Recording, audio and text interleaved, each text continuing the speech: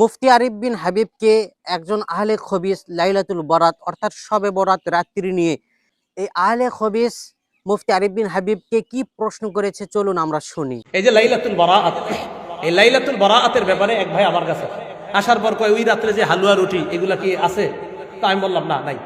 তা ওই ভাই আবার প্রশ্ন করলেন, ওই রাতে হালুয়া রুটি বেজি বানানো হয়, সাপ বানানো হয় রুটি দিয়া, আরো অনেক আকৃতি, ঘোড়া, বাঘ, ভাল্লুক, এগুলা ঠিক? না, ঠিক না। তো ওই রাতে যে গোসল করলে মাথার পানির চুল পড়লে, মহিলাদের চুলের এই পানিগুলা পড়লে প্রত্যেক ফোটায় ফোটায় নাকি ঝরে যায়, মুকসিদুল মুমিনিন না আরো কিছু বইয়ের নাম লেখছে, এইগুলাতে আছে, এগুলো ঠিক না? এগুলো তো ঠিক না।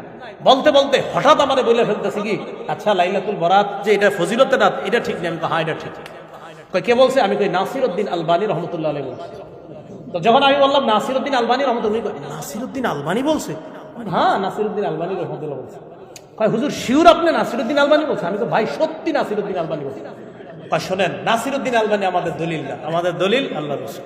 এই কথা বলছেন যে আমি দেখেন এটা উনি এই সত্যি উনি এই কথাটা বলছেন। তা আমি বলি যে হাদিস সহি দুর্বল, এটা তো কোনো না কোনো ইমাম বলছে, ঠিক না? তাহলে এই ক্ষেত্রে তো ইমামদেরকে আমরা মানি, এটা সহি, এটা দুর্বল, এটা হাসান, এটা হাসান লি জাতি, এটা হাসান লি গায়রিহি, এটা মুনকাতি। এই হাদিসগুলো তো আমরা কোনো ইমামরাই ফলো করি। তো আমি বললাম সহি বলা দুর্বল বলার ক্ষেত্রে কি উনি ইমাম ফলো করেন না?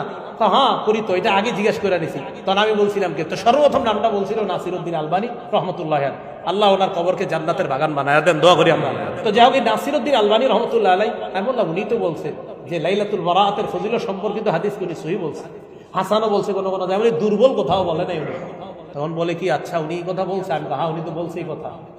এখন উনি এটা মানে ইয়া করতে চান না, উনি বলছেন। তখন এক ভাইদের পক্ষ থেকে আসছে, আমাদের এটাই প্রমাণ যে আমরা কোরআন সুন্নাহ মানার ক্ষেত্রে কাউরে মানি না, কোরআন সুন্নাহই মূল দলিল, এইখানে কোন ইমাম আসলে এটা আমরা দেখি না।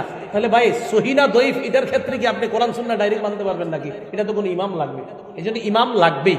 ইমাম